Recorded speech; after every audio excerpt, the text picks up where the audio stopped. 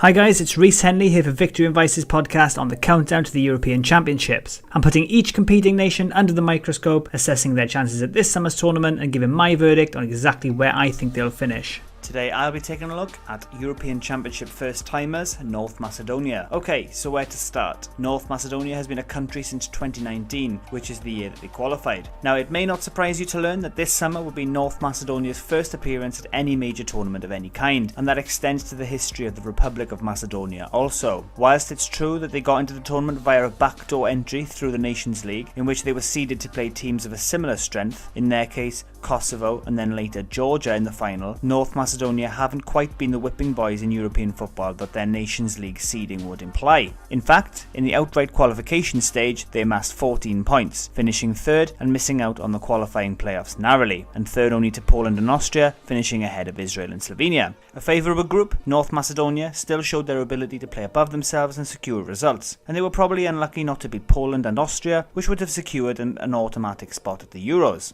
Now, I'm guessing the overwhelming majority of you watching this video probably couldn't rattle through the North Macedonian 11. Well, it's probably with good reason, as their squad is largely full of unknowns, who ply their trade in the lower tiers of various European leagues. With any nation though, there are some players who have made it into the major European leagues, and they will be relied on heavily to compete with the teams around them. Their defence will be weak. Goalkeeper Stula Dimitrievski of Rayo Vallecano will rely on the most experienced defenders Stefan Ristovski and Kira Ristevski of Zagreb and Ujpest respectively in front of them to soak up the inevitable pressure that they will come under. On the break though, there are some players who can be dangerous. Leeds fans will know of the overlapping threat of fullback cum winger Ezhgan Alioski, and £16 million 21-year-old Elif Esmas of Napoli will be the heart of the midfield after enjoying a successful season in Serie A. Elsewhere, Enis Bardi of Levante and Boban Nikolev of Lecce are no strangers to playing against Europe's best players with their clubs, and will be able to add experience to the team. The key man as far as North Macedonia are concerned is veteran striker Goran Pandev. This man has the weight of the country on his shoulders. He is the most capped player,